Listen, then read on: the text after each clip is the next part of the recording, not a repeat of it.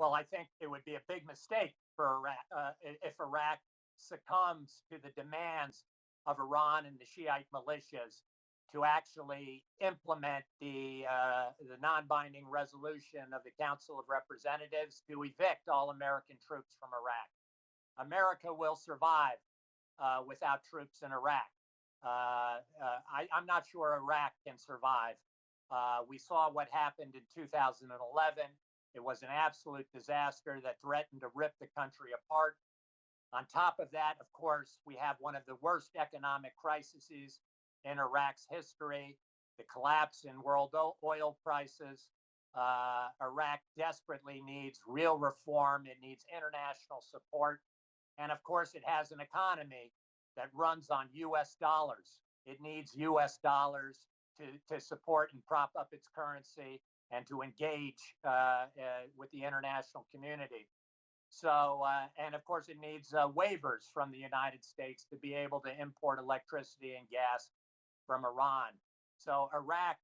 needs far more from the United States than the United States needs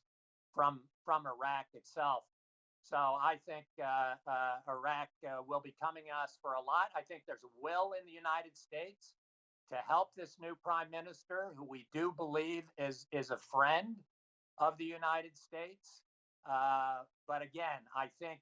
for us to be able to address his concerns, to help him on his economy, to help continue to help like we want to against ISIS, to help stabilize Iraq, we do need this Iraqi government to take some minimal steps to actually reinforce its sovereignty,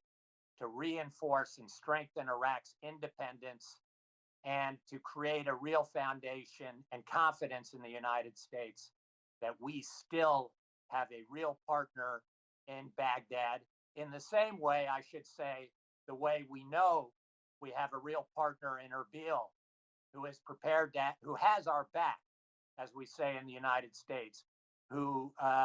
the issue of American force protection in Kurdistan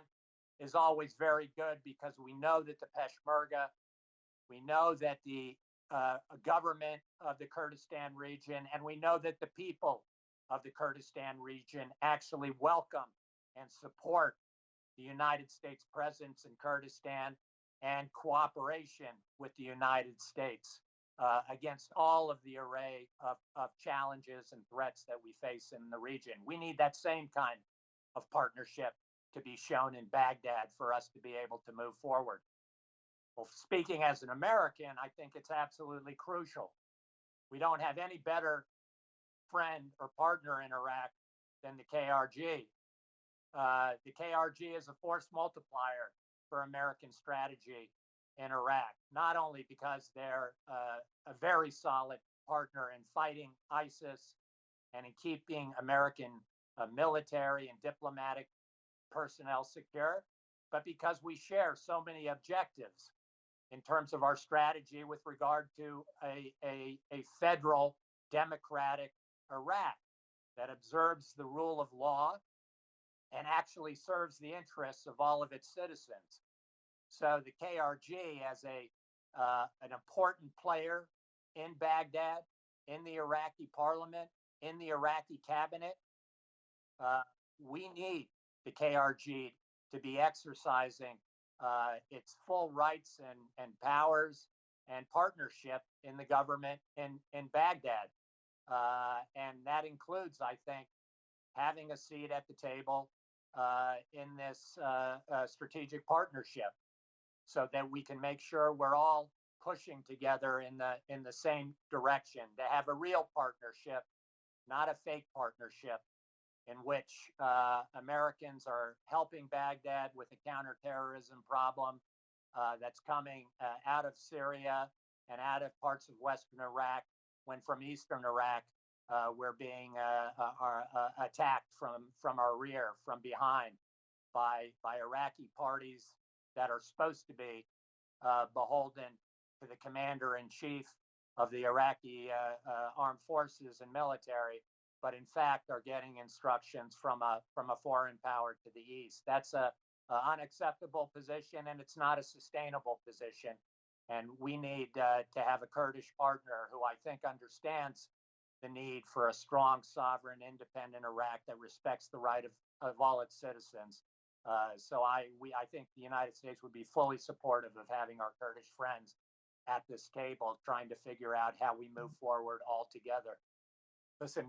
I don't think we're asking Iraq to do the impossible. Nobody believes Iraq ought to stop all economic and diplomatic and security relations with Iran. Nobody is saying that tomorrow Prime Minister Khatami needs to declare war on the Shiite militias that are not obeying his orders as a commander-in-chief, but obeying the orders of Iran. We're asking for some very minimal things that any military force there at the invitation of the Iraqi government should expect. That's when we are attacked by forces inside of Iraq who are violating the orders of the Iraqi commander-in-chief, that those groups get punished. If they're on the payroll of the Iraqi government, their salaries get cut. We're also simply asking that Iraq not brutalize its citizens, not shooting them in the head with tear gas canisters, killing them in the most brutal way, disappearing its young people from the streets, simply engaging those people, looking at their demands, and trying to figure out a way how we channel this very important movement of young people into normal politics, into new elections, into giving them hope for a better future and a sovereign homeland. If all of those minimal conditions are not observed, then I think the United States is going to have to conduct a real hard strategic review of our position in Iraq. If we believe that we've got an Iraqi government that is simply no longer prepared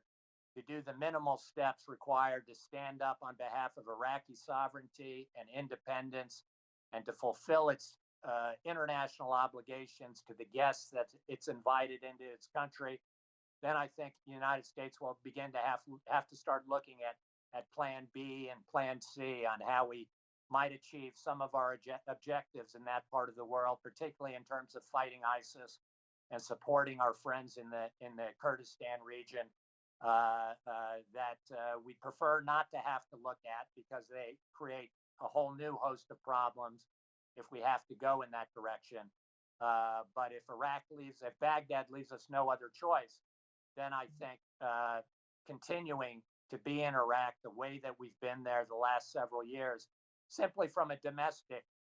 position of the United States, particularly after coronavirus and all of the domestic problems that your audience is well aware we have now in the United States, that the commitment to expending more troops, more blood, more treasure on behalf of a government in Baghdad that refuses to act like a real partner of the United States, that it's only a responsible thing for any American government to review that policy and that commitment of partnership to Baghdad and to begin looking at alternatives.